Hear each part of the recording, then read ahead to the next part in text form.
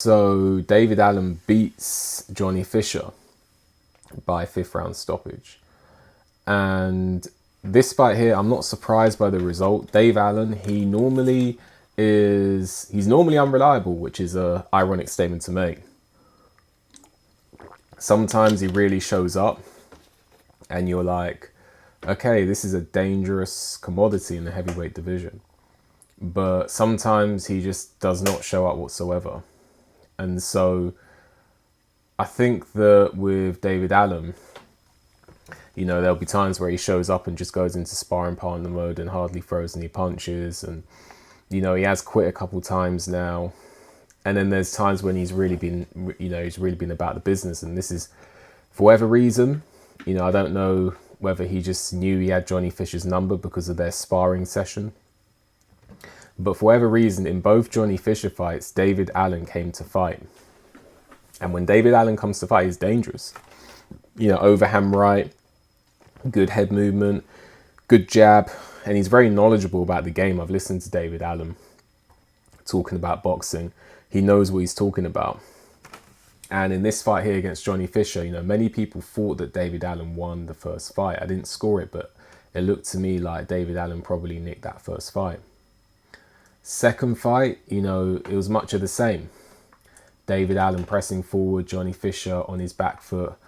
Johnny Fisher, he was winning the fight but losing the war because he was scoring. He was touching David Allen, but he was having to work very hard for his success. He was doing a lot of herky-jerky movement, using a lot of energy.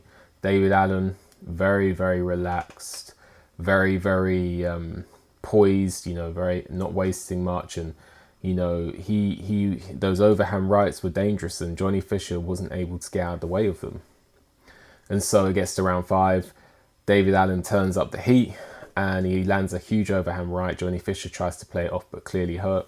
David Allen goes in with body shots and I think he landed like a left hook followed by 2 overhand rights and down goes Johnny Fisher.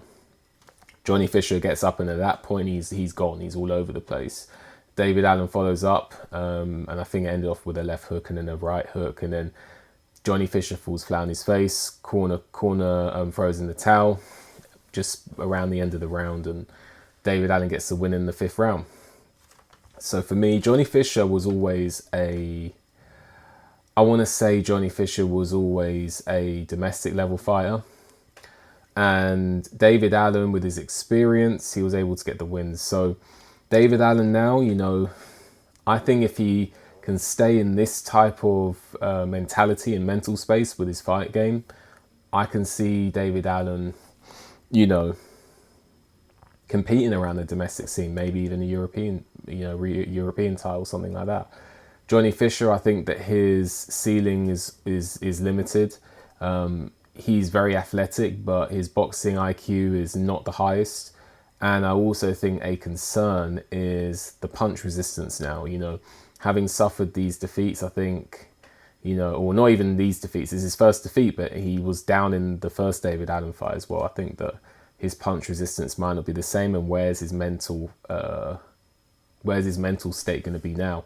Typically speaking, people who lose against the same guy twice, and particularly twice in a row, they're never the same again. If you look at Anthony Joshua when he lost twice to Alexander Usyk, Tyson Fury, I suspect, won't be the same after losing twice to Alexander Usyk. David Price when he lost twice to Tony Thompson. So I'm thinking that Johnny Fisher, you might see less of him now. He's a big ticket seller up in Essex, but even so, we will see. Anyway, let me know what you think. Like the video, subscribe to the channel, leave a comment, hit the notification bell so you get a notification when I make a new video. If you appreciate my work and want to leave a donation, there's a link for that in the description. With that, enjoy the rest of your day and I'll see you on the next one. For mortgage advice tailored towards your individual needs, contact PGB Mortgages today.